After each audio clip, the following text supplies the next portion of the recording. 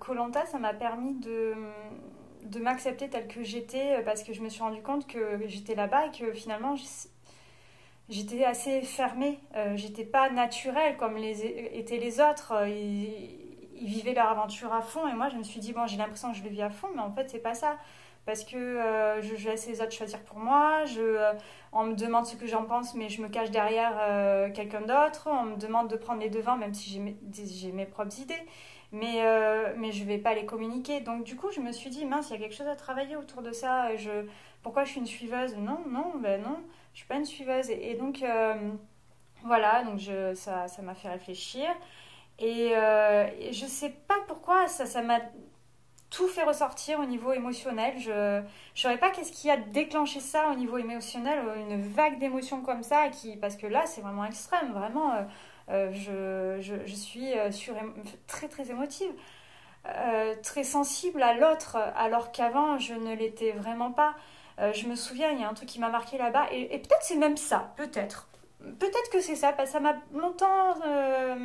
m'est longtemps resté en tête et je l'oublierai jamais. C'est qu'une fois qu'on sort de Koh Lanta, on va dans une petite maison.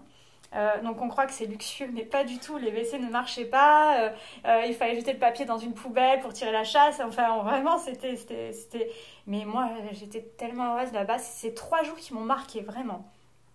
Du coup, on sort. Donc, on a un shooting photo qui dure une demi-journée avec le photographe de la production pour ensuite tout ce qui est après, pour les médias.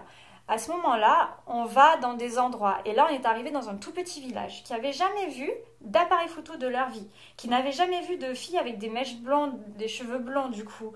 Et en fait, il y avait plein d'enfants de 3 ans jusqu'à 8 ans, 13 ans. Donc on arrive dans ce village-là, ils n'ont pas d'eau, ils n'ont pas d'électricité, ils ont des petites cabanes ouvertes. J'ai jamais vu des visages aussi heureux de ma vie. Nous, on a tout ici, hein. Et en fait, je vois des gens malheureux. Ils n'avaient rien, ils étaient explosifs de joie. Donc il y avait ça. Et là, donc je m'approche d'eux. Je pensais qu'à l'époque en tout cas, je pensais être égoïste. Je voyais des gens faire de l'humanitaire, etc. Et moi, je me suis dit, mais qu'est-ce qu'ils retrouvent dans cette joie de faire l'humanitaire? Je vois pas le principe. Mais là, ça a pris un sens. Parce que j'étais au milieu de ces enfants. Je m'approche d'eux, ils avaient peur de moi. Et puis au fur et à mesure, ils n'avaient pas peur. Ils regardaient, ils comprenaient très très vite les choses. Il y avait l'appareil photo.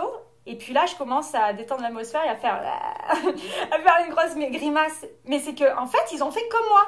Donc on a pris une photo où je fais une grimace et ils me suivent. Et c'est cette photo-là, mais moi, à jamais, c'est ma préférée, quoi. Et donc voilà. Donc en fait, je pense que là, ça m'a tellement ouvert des portes à ce moment-là, ça m'a, je sais pas, ça m'a créé quelque chose. Et peut-être que c'est ça qui m'a rendue vraiment sensible aux autres et qui m'a apporté une étincelle. Je sais pas, c'est un échange en tout cas qui pour moi a été très grand.